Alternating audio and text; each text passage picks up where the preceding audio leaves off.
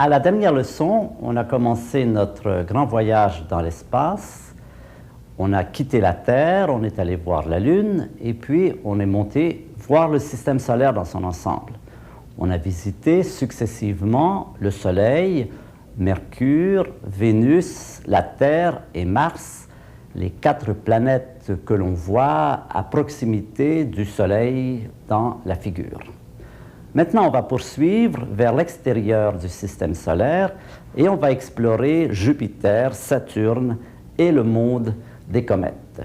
Alors voilà une photo de Jupiter, c'est une planète immense, couverte de nuages, il y a pratiquement 60 000 km d'atmosphère. On voit à gauche la tache rouge, c'est un grand tourbillon. Dans le milieu du disque de Jupiter, une tache noire qui est l'ombre d'un des satellites de Jupiter. Et à droite, on a mis à l'échelle, pour montrer l'échelle, notre Terre. L'image suivante est une image historique d'une très grande importance pour l'évolution de la pensée humaine. J'ai parlé la dernière fois des montagnes de la Lune et du rôle qu'elles ont joué dans l'établissement de la théorie de Galilée, dans le fait qu'on a commencé à croire au fait que le Soleil, le cortège planétaire, tourne autour du Soleil. Quand Galilée a regardé pour la première fois Jupiter, la petite tache blanche en haut à gauche, c'est Jupiter. Ce qui nous intéresse aussi ici, ce sont les 4 points blancs que l'on voit, un à gauche, 3 à droite de l'image. Ce sont les 4 satellites de Jupiter, les 4 plus importants, qui s'appellent Io, Europa, Ganymède et Callisto. Quand Galilée a regardé ces satellites, il a noté la ressemblance entre le Soleil d'une part et les planètes qui tournent autour du Soleil, et d'autre part, comme un système solaire en miniature, Jupiter et ses 4 satellites qui bougent et qui bougent à une très grande vitesse. Par exemple, si on reprenait la même photo demain, eh bien, on aurait peut-être 2 satellites à gauche, 2 à droite. On peut les suivre. Le plus proche, Io, ne met même pas une journée pour faire un tour complet de Jupiter. Donc, c'était vraiment une excellente miniaturisation, on peut dire, du système solaire, une sorte de maquette qui pouvait servir à légitimer l'idée du système solaire, puisqu'on revoyait sous nos yeux quelque chose qui était tout à fait semblable à ce que Copernic avait prétendu être la situation dans le système solaire, un astre central, massif, autour duquel tournent avec des périodes différentes les différents objets.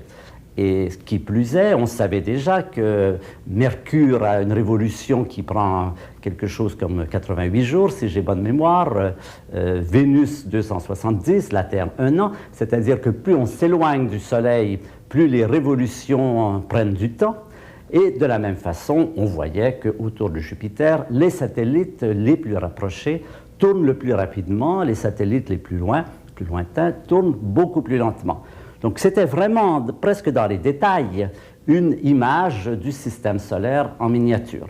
Bien sûr, tout cela, après coup, a été expliqué, formulé mathématiquement par Newton, mais ce qui était très important à ce moment-là, vis-à-vis de la nouveauté de cette idée que le système solaire, que le Soleil a un cortège planétaire et que la Terre est un astre qui tourne autour du Soleil, c'est bien cela qu'il fallait admettre. C'était quitter ce point de vue géocentrique qui consistait à dire que tout le ciel tourne autour de la Terre et passer à un point de vue plus réaliste qui était que, en tout cas, si on veut décrire le système solaire, il vaut mieux supposer que la Terre, que le Soleil, pardon, est le centre et que les planètes tournent autour. Alors voilà donc cette image, je vous la présente, c'est là à peu près ce que Jupiter voyait dans son télescope, pardon, c'est à peu près ce que Galilée voyait dans son télescope. c'est une bonne image de ce qui a influencé à tel point la pensée humaine, qui a permis de relativiser l'astronomie et de comprendre les dimensions extraordinaires de notre univers. Nous allons continuer avec Saturne. Saturne, c'est la planète suivante. C'est une très belle image qui a été prise par les sondes américaines. On voit bien la planète elle-même, on voit les anneaux.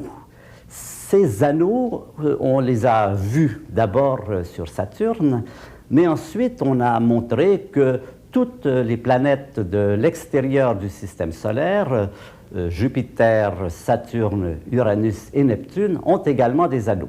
C'est un phénomène omniprésent à l'extérieur, pas du tout dans les planètes intérieures. Il n'y a pas d'anneaux à Mercure, Vénus, la Terre et Mars.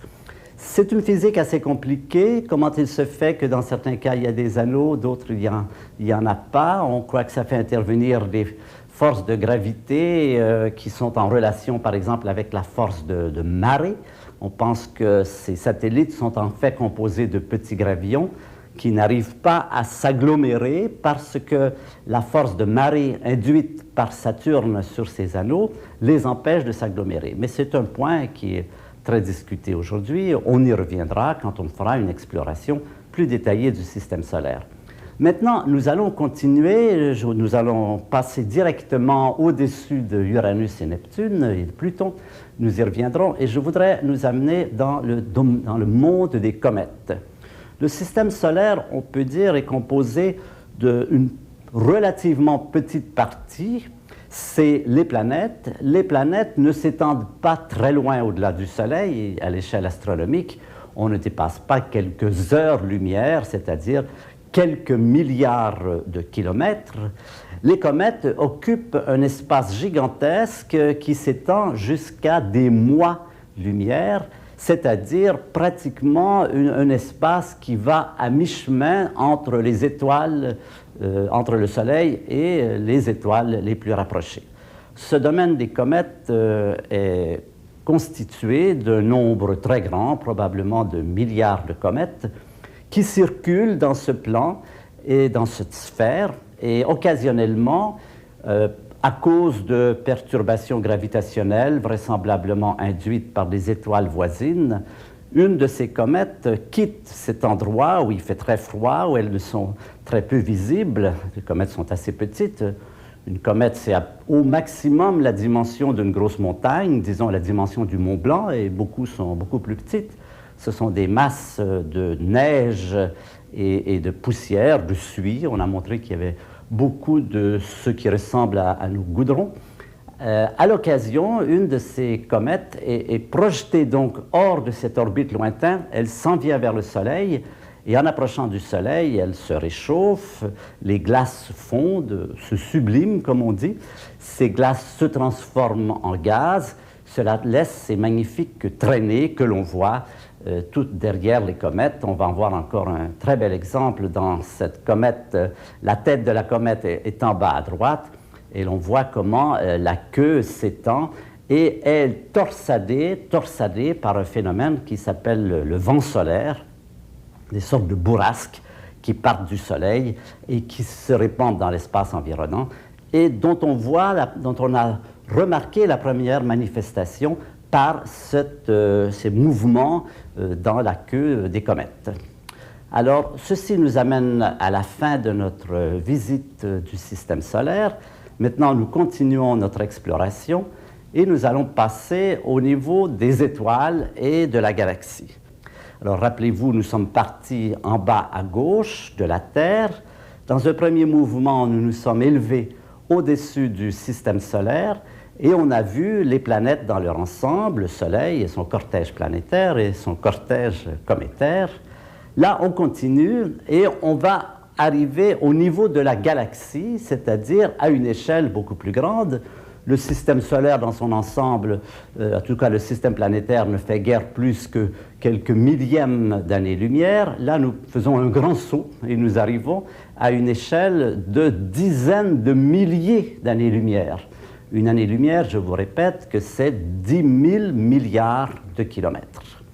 eh bien, à ces dimensions, on va commencer à voir beaucoup d'étoiles et on va d'abord explorer les étoiles qui entourent notre Soleil, les étoiles que nous pouvons voir à l'œil nu. Une des plus familières, c'est naturellement la grande ours. Je crois que tout le monde, un jour dans sa vie, a vu la grande ours. Vous la voyez devant vous. Ça s'appelle aussi la casserole. On voit la casserole et son manche vers la gauche. Et on a souvent l'impression que la grande ours, c'est quelque chose qui existe dans la réalité. C'est un objet astronomique.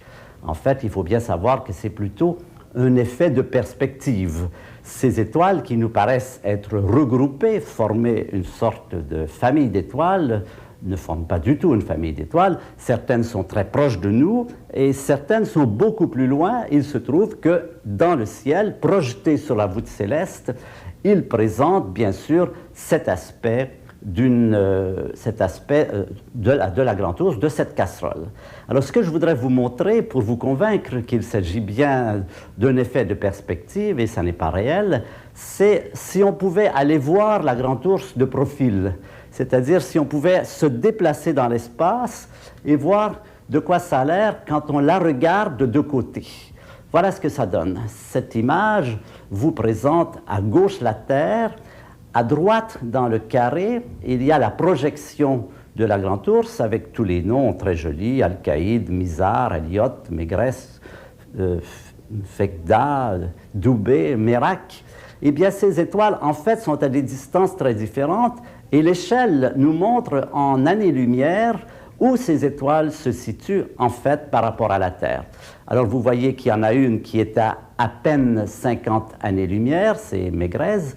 Ensuite, il y en a un certain nombre à 75, une autre à 100, une autre à 125. Donc, vous voyez que ce sont des étoiles qui sont situées dans des régions très différentes et qui n'ont vraiment rien en commun, sinon que projetées dans notre ciel, elles forment ce dessin familier que nous appelons une constellation et dont on a longtemps cru qu'il s'agissait vraiment de quelque chose qui aurait une certaine réalité. Ça n'est pas vrai pour toutes les constellations. Certaines constellations, au contraire, ne sont pas que des constellations qui paraissent être telles, mais il y a des familles d'étoiles et la constellation d'Orion que vous voyez ici est un exemple d'une constellation qui correspond à une réalité physique. Cette constellation, eh bien, vous la voyez, il y a d'abord presque au centre les trois rois mages. En haut, il y a deux étoiles brillantes qui forment les bras d'Orion et en bas, les pieds d'Orion.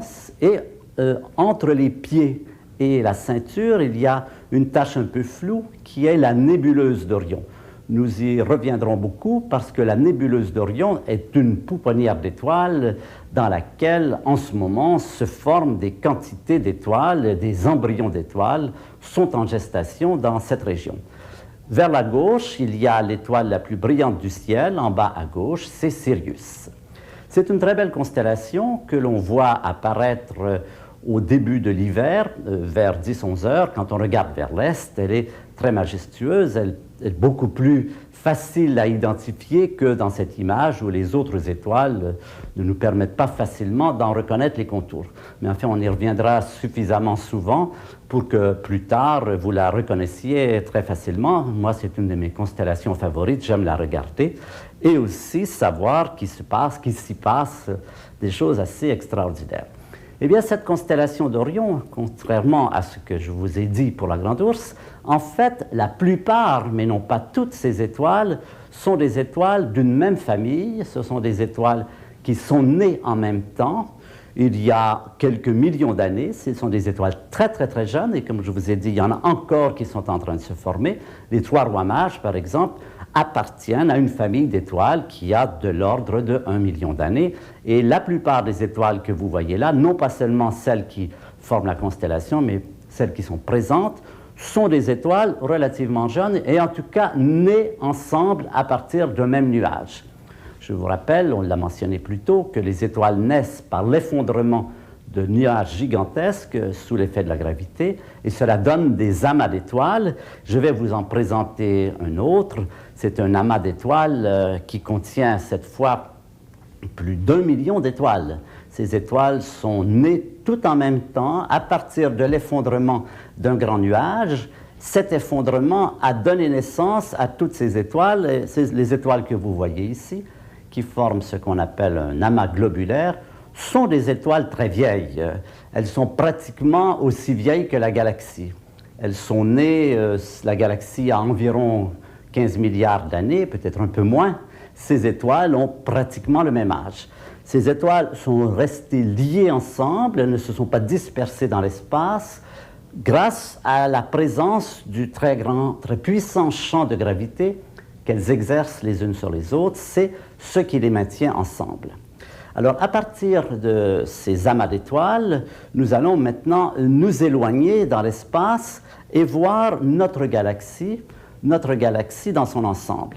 Alors, quand on s'éloigne du Soleil, on a d'abord le voisinage du Soleil. Je voudrais vous montrer quelles sont les étoiles qui sont près de chez nous. Le Soleil ici est au centre et sur le plan, on a projeté en hauteur les positions relatives et les distances des différentes étoiles. Il y a Sirius, par exemple, qu'on a vu tout à l'heure, près de la constellation d'Orion. Sirius est à 8 années-lumière, c'est très proche. Il y a Procyon, il y a ce qu'on appelle Alpha du Centaure et Proxima du Centaure, qui sont les étoiles à 4 années-lumière. C'est pour ça qu'on l'appelle Proxima, la plus proche. Et voilà un peu donc notre voisinage stellaire quand on commence à prendre de la distance. Dans ce diagramme, on ne va guère au-delà de quelques dizaines d'années-lumière. Si on veut aller beaucoup plus loin, si on veut atteindre des dimensions de milliers d'années-lumière, il suffit de regarder ce que nous appelons la Voie lactée. La Voie lactée, c'est une très belle vision du ciel que nous avons, par exemple, en été, vers 10-11 heures le soir, quand la nuit tombe, quand la nuit est vraiment noire, quand on est loin des lumières et des lampadaires, quand on est dans la campagne, et de préférence au désert. C'est au désert qu'on la voit le mieux. J'ai passé un certain temps dans le Sahara, c'est absolument magnifique. Eh bien, dans le désert, la Voie lactée, c'est une grande arche blanche qui part du nord, qui passe pratiquement au zénith, disons vers 11 heures au mois d'août, et qui redescend au sud dans la constellation du Scorpion. Et c'est l'endroit où sont situées la majorité des étoiles de notre galaxie. Sur la photo, vous en avez une partie. La Voie lactée passe en travers comme ça. Vous voyez que comparé à la densité d'étoiles en haut à droite et en bas à gauche, il y a une concentration formidable vers le milieu, une concentration qui est accompagnée de régions très brillantes et aussi de régions sombres, de masses noires qui sont intercalées, qui sont enchevêtrées dans ce tissu d'étoiles brillantes. Le trait blanc que vous voyez au travers, c'est un satellite qui est passé par là au moment où on prenait la photo. Un problème que nous avons aujourd'hui avec les satellites, c'est qu'il y a tellement de ferraille dans le ciel qu'on n'arrive plus à prendre une photo sans avoir des interférences de ce type. Donc on ne fait pas attention à ce trait. La Voie lactée, c'est ce qui reste, c'est ce massif, ce tissu de masse brillante et de masse sombre. Et nous allons, dans la photo suivante, voir ce que donne la Voie lactée. Ça, c'est un montage qui a été fait. Si on photographiait toute cette Voie lactée, non seulement dans la partie qui nous est visible, mais aussi dans la partie qui est sous la Terre à un moment donné. Alors là, on l'a étalée sur une bande. C'est la bande qui fait le centre de cette photo. Et vous remarquez également ces régions sombres et ces régions brillantes. Ces régions sombres, ce sont ces fameux nuages dont je vous ai parlé, qui vont s'effondrer sur eux-mêmes plus tard et qui vont donner naissance aux étoiles. On y reviendra un peu plus tard. Alors maintenant, je voudrais vous rappeler, montrer une analogie très intéressante entre le système solaire et la galaxie. Le système solaire, je l'ai mentionné, est né d'une masse de gaz qui s'est effondrée sur elle-même, qui, tournant de plus en plus vite, a formé un disque aplati. Dans ce disque aplati, les planètes se sont formées et c'est ce qui a expliqué pourquoi les planètes sont toutes dans le même plan, tournent dans la même direction et pourquoi, quand on regarde dans le ciel, elles sont toutes situées dans la même bande du ciel qui s'appelle le plan du zodiaque ou le plan de l'écliptique. C'est tout à fait analogue à ce que nous rencontrons maintenant.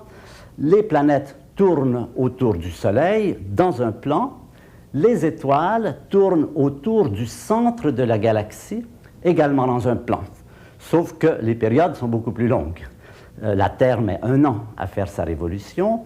Les étoiles autour du centre de la galaxie mettent 200 millions d'années. Mais c'est tout à fait le même phénomène. Et nous allons retrouver ici, dans notre diagramme, la situation. Alors, je vous rappelle, ça c'est la Terre, ça c'est la voûte céleste, c'est une sphère. La voûte céleste, telle que nous pouvons la voir quand nous sortons la nuit. Je vous ai dit que le plan du système solaire, c'était ce plan-ci. C'est là que se trouvent les planètes, le Soleil et la Lune.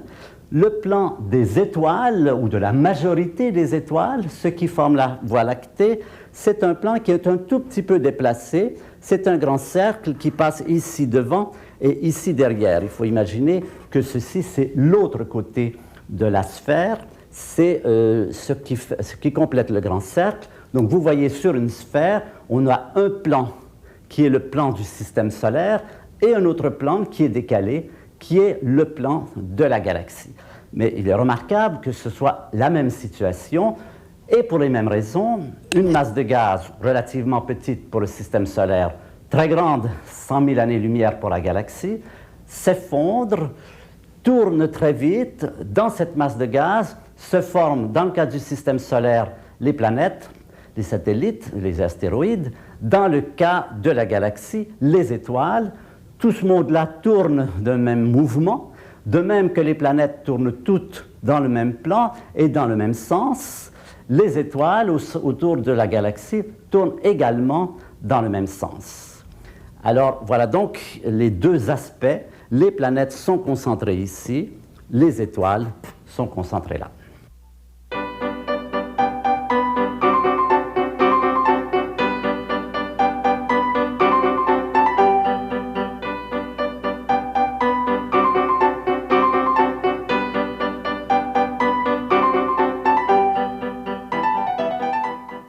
L'image suivante nous donne deux représentations de notre galaxie, la Voie lactée, telle qu'on la verrait si on pouvait en sortir comme on se prépare à sortir du système solaire.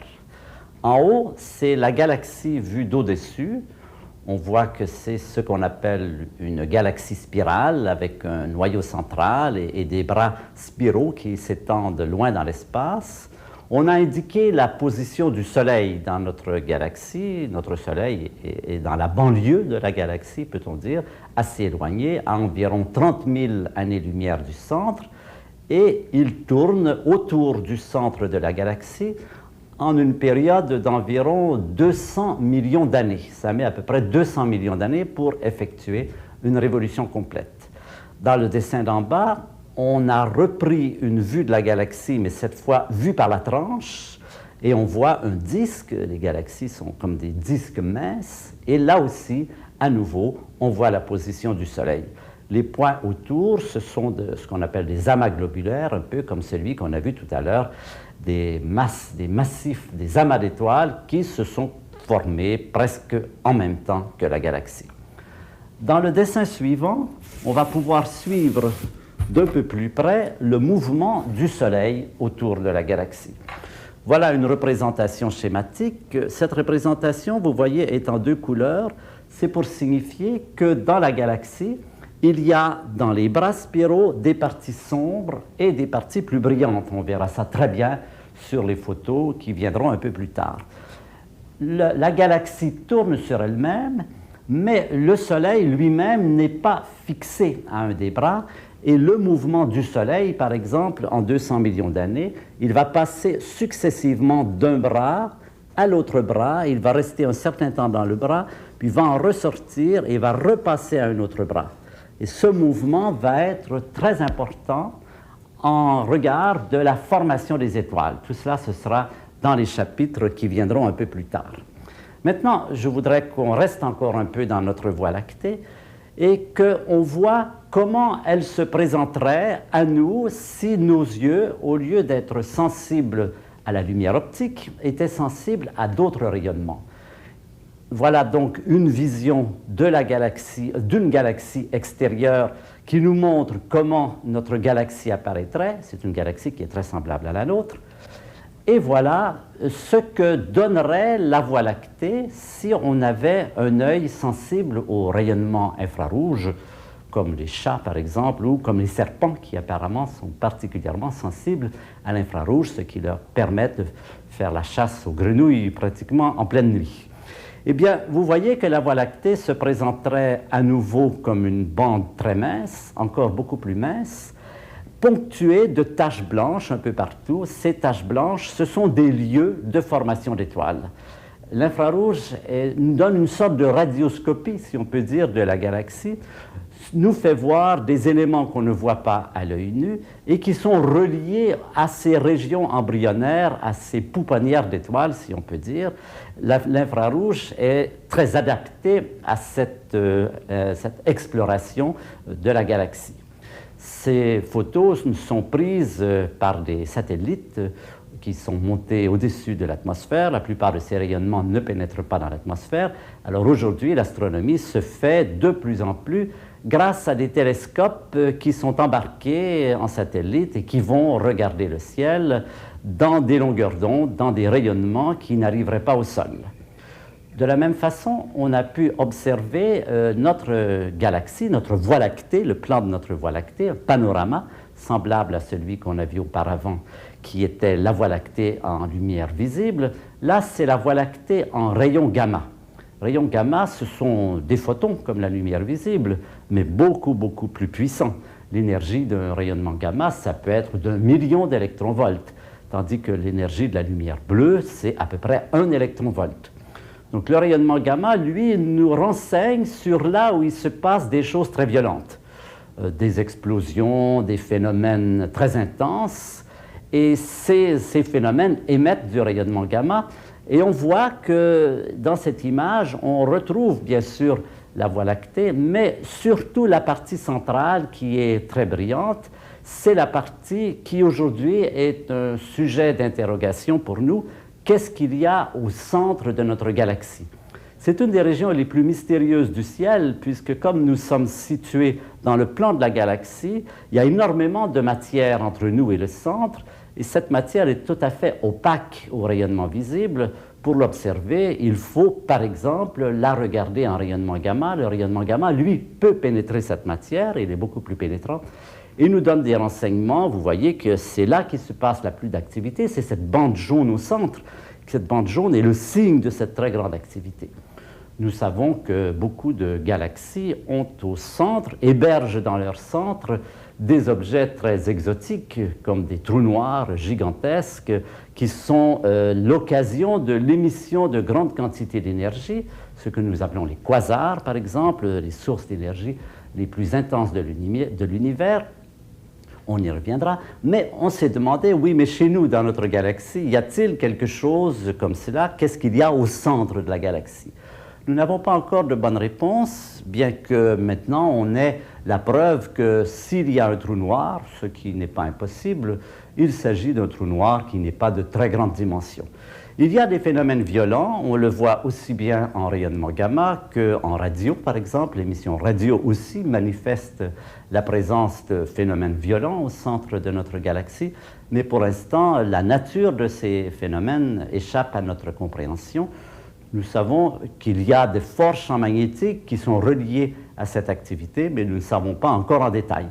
Et un satellite qui a été lancé récemment, justement par notre laboratoire à Saclay, en France, est en train d'observer de plus près, en rayons X, en rayonnement gamma, ce qui se passe dans cette région. Et je crois que dans les mois ou les années à venir, nous en saurons plus sur cette région très mystérieuse.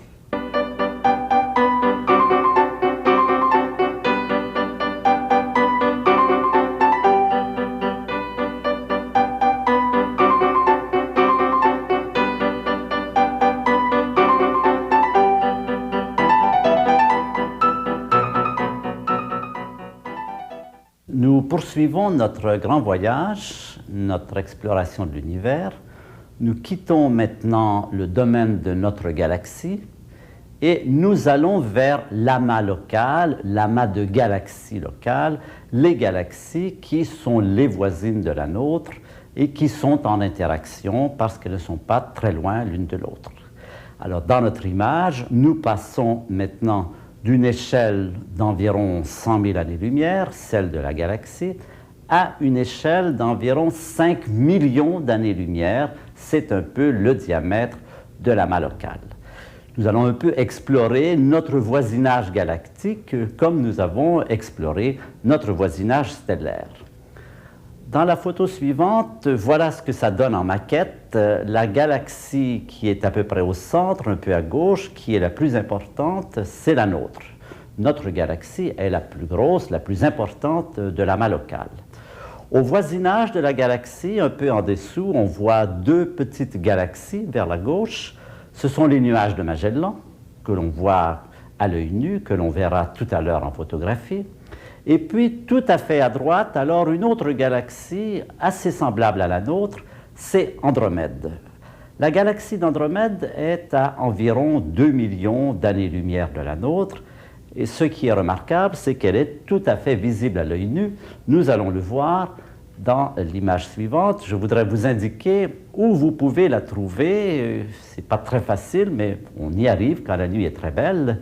Et avec des jumelles, c'est un spectacle magnifique. La constellation que vous avez devant vous s'appelle le carré de Pégase, cette espèce de losange que vous voyez là. Ce n'est pas très loin de l'étoile polaire, c'est proche de Cassiopée. Et le meilleur temps pour la voir, c'est les nuits du mois d'août, la fin d'août, début septembre, puisqu'à ce moment-là, elle est déjà très haute dans le ciel, presque au zénith. Alors, vous voyez donc le carré de Pégase, et vers la gauche, j'ai indiqué deux autres étoiles qui sont marquées par des lignes rouges. Et puis, juste au-dessus d'une de ces étoiles, une tache floue, c'est la galaxie d'Andromède. Nous la voyons donc à l'œil nu, et ce qui est extraordinaire, c'est de penser que quand nous la regardons à l'œil nu, nous voyons un objet qui est à 2 millions d'années-lumière, c'est-à-dire que nous la voyons telle qu'elle était il y a 2 millions d'années. La lumière de cette galaxie a mis 2 millions d'années à venir de la galaxie jusqu'à nous, et donc nous la voyons, si on peut dire, avec un retard de 2 millions d'années. Nous allons maintenant la voir de plus près, comme nous, on pourrait la voir au télescope. Voilà ce que donne une image en noir et blanc. Avec des jumelles, on voit bien le noyau central et on voit même dans certains cas, j'ai déjà vu par des nuits très claires, même avec des jumelles, le disque qui l'entoure. Vous voyez ce disque de Bras-Pirow qui ressemble beaucoup à ce qu'on a vu auparavant. Remarquez, au-dessus de la galaxie, un petit peu à droite du centre, il y a ce point.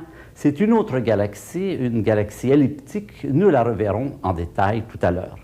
Mais avant cela, nous allons revoir Andromède, cette fois en couleur. En couleur, ça donne ceci. Les couleurs ne sont pas très fidèles. Ça devrait être un peu plus bleu que cela.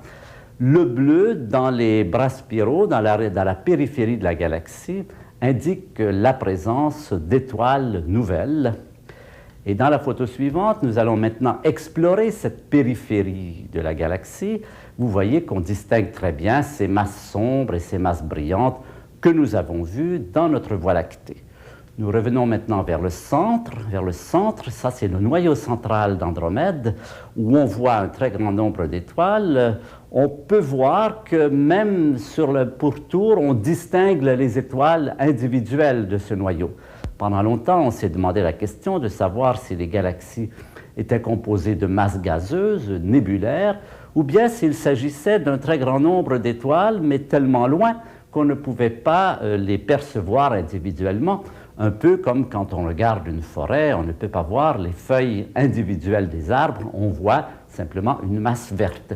Là, dans cette photo, cet agrandissement, on commence à voir que les galaxies ne sont pas des nébuleuses, ne sont pas des masses gazeuses, mais bien constituées d'un très grand nombre d'étoiles, de l'ordre de 100 milliards d'étoiles, comme notre Soleil. Vous remarquez aussi qu'il y a des traits noirs mélangés à cette tache blanche. Ces traits noirs, c'est toujours ces masses de gaz qui pourraient éventuellement donner naissance à des étoiles. La photo suivante, maintenant, nous sommes passés à cette galaxie que je vous ai montrée, que je vous ai signalée, en haut, à droite de la galaxie d'Andromède. C'est un satellite d'Andromède, c'est une galaxie qui tourne autour d'Andromède avec une période de révolution de quelques centaines de millions d'années, tout comme la Lune tourne autour de la Terre ou comme la Terre tourne autour du Soleil. C'est une galaxie donc qui est satellite. Nous avons également nos satellites. Les nuages de Magellan sont des satellites de notre galaxie. Et cette galaxie, vous remarquez, a une forme qui n'a pas de particularité. Nous l'appelons une galaxie elliptique parce qu'elle n'a pas de bras spiraux. Galaxie elliptique, c'est une des familles, un des types de galaxies. On verra tout à l'heure un peu plus de choses quant à cette notion de type de galaxie. Nous allons maintenant passer aux nuages de Magellan. Les nuages de Magellan, ce sont deux petites galaxies, le grand et le petit, situées relativement près de notre galaxie. Alors qu'Andromède est à 2 millions d'années-lumière, ici nous sommes à environ 150 000 années-lumière. On aura l'occasion d'en reparler parce qu'il y a eu en 1987 une supernova, une étoile qui est morte dans les nuages de Magellan et qui est devenu un des centres d'intérêt de l'astrophysique depuis cette période. De l'étude de cette étoile en explosion, on a acquis plus de connaissances, je pense, sur la mort des étoiles que tout ce que l'on savait auparavant. Donc c'est dans ce nuage de Magellan, 150 000 années-lumière, que cela s'est passé. Ces nuages de Magellan, comme vous voyez, ont une forme, non pas vraiment de forme, on les appelle des galaxies irrégulières. Voilà un agrandissement de cette région, et c'est donc un autre type de galaxie. Le type le plus fréquent, c'est celui qu'on appelle la galaxie spirale. On a vu déjà cette photo au début, c'est vu de face, un noyau central avec des bras spiraux qui s'étendent là relativement loin dans l'espace, jusqu'à à gauche une autre galaxie qui est vraisemblablement également un satellite de cette galaxie spirale. Je vais vous montrer tout à l'heure toute une série de galaxies spirales, mais avant d'aller là, je voudrais vous présenter un essai de classification qui a été réalisé par Hubble, l'essai de classification des galaxies que vous voyez ici. Alors voilà à peu près comment ça se présente. Il y a une famille qui commence ici, ce sont des elliptiques. Quand elles sont vues dans un certain angle, ça donne à peu près des sphères. Quand on les voit selon un autre angle, parce que bien sûr, dans l'espace, les galaxies se présentent sous toutes sortes d'orientations. Alors selon le cas, vous aurez une galaxie qui a cette forme-ci et cette forme-ci. Ce n'est pas seulement une question de perspective, il y a des galaxies plus ou moins allongées. En bas, ici, on a mis, parce qu'on ne savait pas très bien où les mettre, les irrégulières, comme les nuages de Magellan. Et puis ensuite, à partir de cette galaxie lenticulaire, qui va faire la jonction, la charnière, entre les galaxies elliptiques et les spirales. Alors, il y a deux types de spirales. Il y a ce qu'on va appeler les spirales normales. Spirales normales, ce sont des galaxies qui ont des bras spiraux, mais les bras spiraux peuvent différer dans leur présentation. Par exemple, les bras spiraux peuvent être très serrés autour de cette galaxie, ou plus ou moins écartés, ou encore extrêmement écartés, formant une figure beaucoup plus écartée, disons. On pense que notre galaxie à nous, elle se trouve dans quelque part ici ou là, c'est ce qu'on appelle une spirale A ou une spirale B, je crois qu'on dirait plutôt que c'est une spirale B. C'est donc une spirale qui a des bras relativement écartés, mais ça n'est pas ce qu'on voit de plus écarté. L'autre type de spirale, ce sont les spirales barrées. Spirale de barrée, cela veut dire qu'il y a une barre au centre, une barre très longue, et la forme, les bras spiraux ne partent que de ce bras. Alors vous avez un type ici, et puis un type plus ouvert, et un type encore plus ouvert. Donc on retrouve la même famille entre les deux, plus fermé, plus ouvert, mais avec barre et sans barre. Donc voilà en gros la classification des galaxies. Alors bien sûr, la question se pose de savoir, est-ce que cela représente une évolution? Est-ce que les galaxies passent d'un type à un autre type? C'est des questions qui sont très discutées aujourd'hui. Ça n'est pas simple, on n'a pas d'évidence très claire à ce sujet. c'est quelque chose qui est en discussion aujourd'hui, cette question de l'évolution des galaxies. Est-ce que ça représente un schéma d'évolution et dans quel sens? Je vais vous présenter maintenant une série de galaxies spirales. On a tendance à les photographier parce qu'elles sont plus belles que les galaxies elliptiques qui sont un peu, ont une forme assez simpliste, et les galaxies régulières qui n'en ont pas. Je vais vous présenter une série de galaxies spirales qui se présentent à nous selon une orientation qui va changer. Celle que vous voyez là, c'est l'orientation de face, et puis je vais vous en montrer qui progressivement vont s'incliner, c'est-à-dire qu'on se trouve par rapport à elles dans une orientation qui est de plus en plus oblique. Alors, en voici une autre. Ce qui est très intéressant de noter dans cette galaxie, je vous fais remarquer, c'est que le noyau central, à partir du noyau central, partent des bras spiraux, et si vous regardez bien, vous voyez que ces bras spiraux sont toujours flanqués à l'intérieur par une masse sombre et à l'extérieur par une masse plus brillante. Cette alternation de masse sombre et de masse brillante, la masse sombre, le bras spiral sombre étant à l'intérieur et le bras spiral brillant à l'extérieur, va jouer un rôle très important quand nous parlerons de la formation des étoiles. Alors voici encore une spirale, c'est une spirale qui est vue cette fois un peu à l'oblique. Vous remarquez toujours ces traces sombres et ces traces brillantes.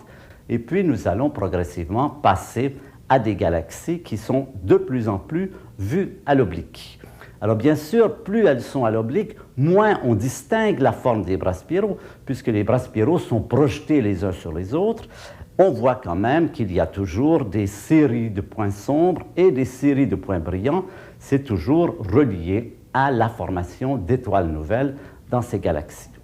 Voilà encore une de ces galaxies, là où le centre est vraiment très brillant et où l'extérieur contient énormément de masses plus sombres, de nuages, de gaz et de poussière qui sont en train de former des étoiles.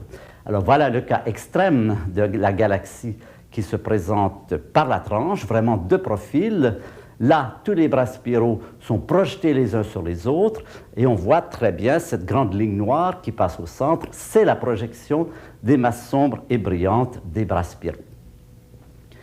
En voici une autre qu'on appelle le sombrero, pour des raisons qui sont faciles à comprendre, qui est vue par la tranche et qui, cette fois, a un noyau central extrêmement brillant, extrêmement développé, extrêmement volumineux, mais toujours, on remarque sur la périphérie, toutes ces masses sombres et ces masses brillantes qui sont enchevêtrées.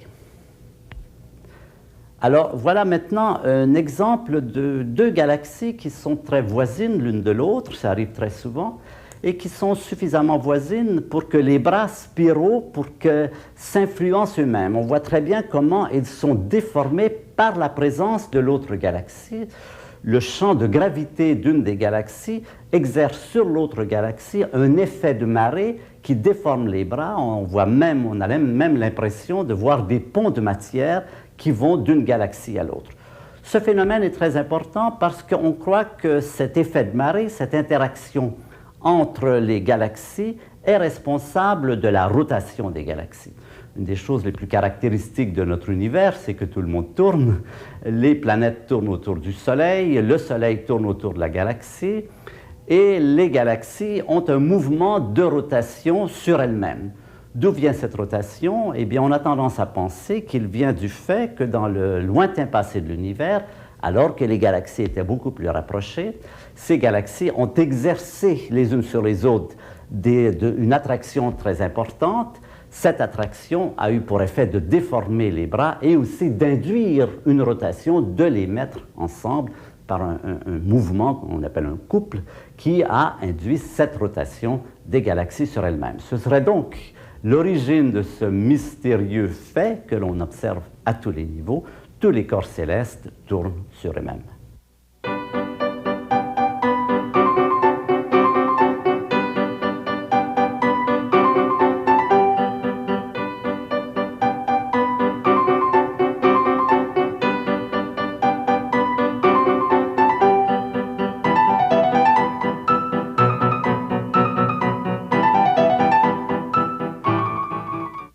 Toutes les galaxies ne sont pas aussi sages que celles que nous avons rencontrées.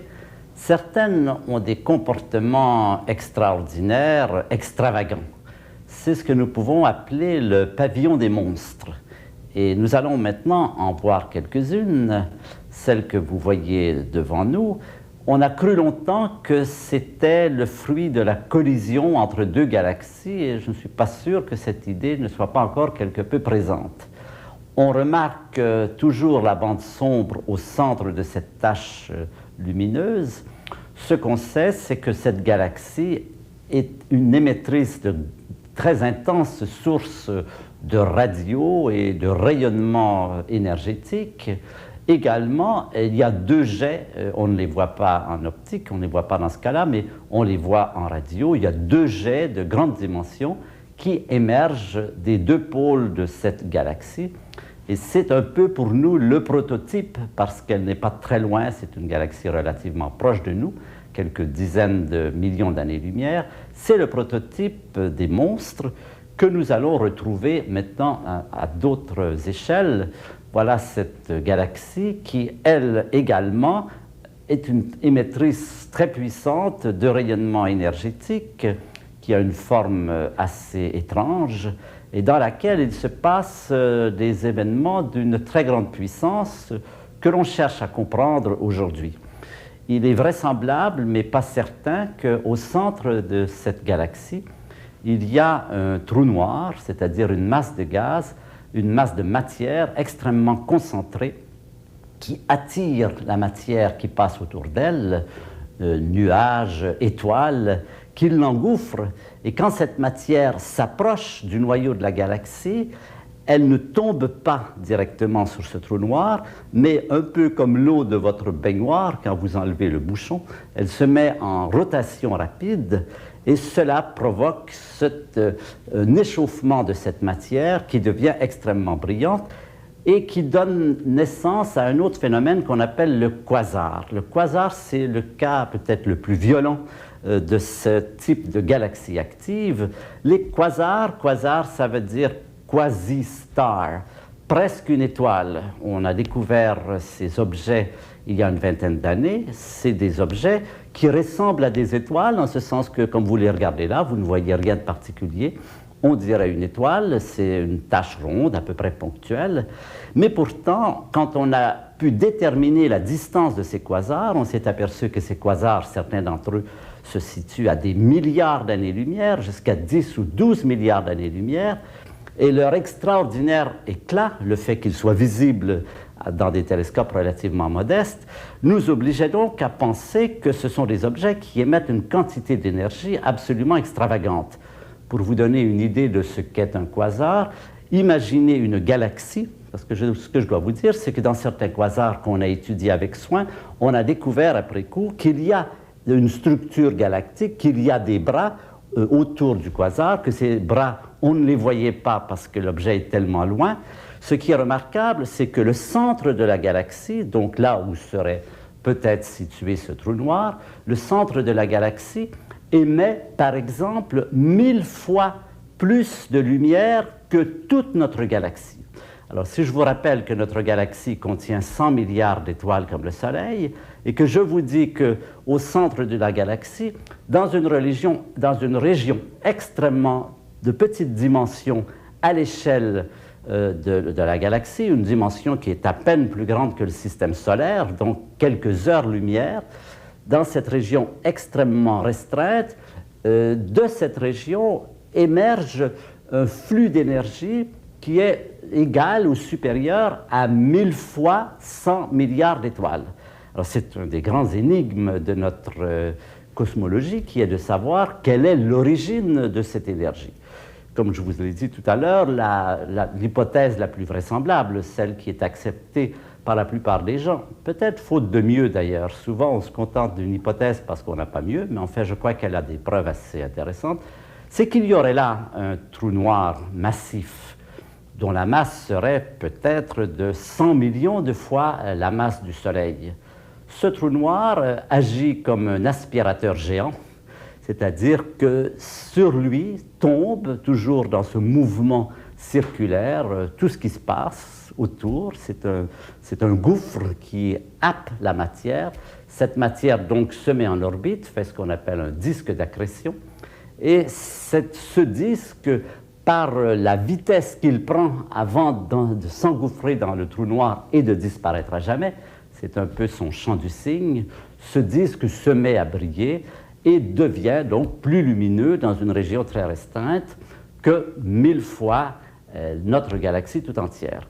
Ces quasars sont évidemment l'objet d'études très poussées de la part des astrophysiciens, puisque nous avons là peut-être le secret de la source de ces très grandes énergies, de ces puissants phares, les plus puissants phares qui existent, puisque nous les voyons jusqu'à des distances de 7, 8, 10, 12 milliards d'années-lumière.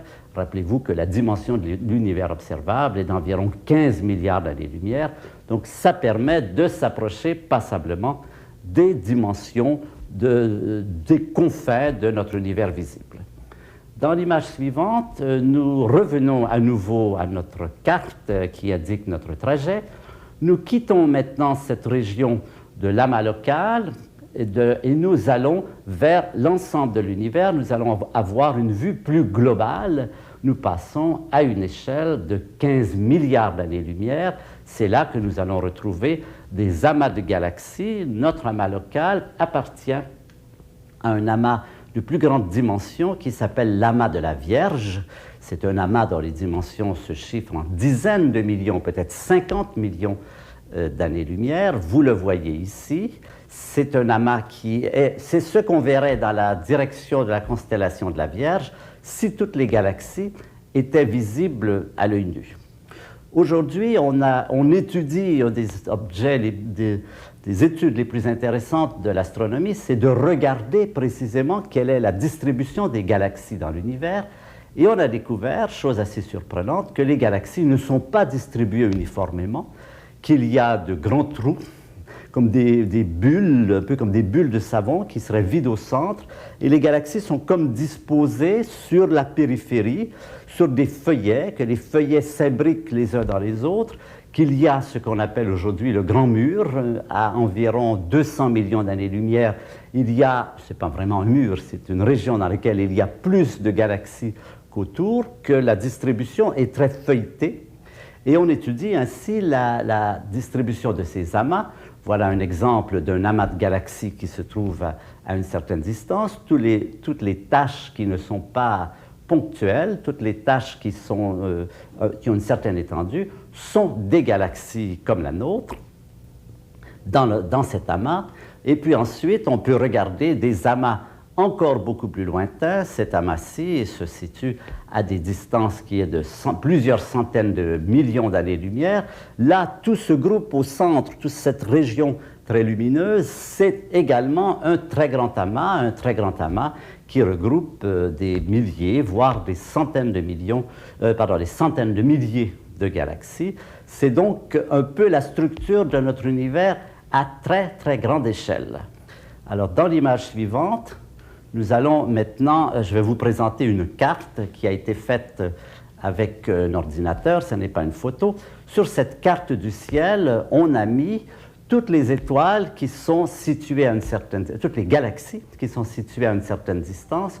Nous avons là de l'ordre d'1 million de galaxies comme la nôtre, et vous remarquez cette structure un peu filamenteuse. Vous voyez que ça n'est pas uniformément distribué, mais qu'il y a de ces feuillets, qu'il y a comme des bulles de savon qui seraient accumulées les unes sur les autres.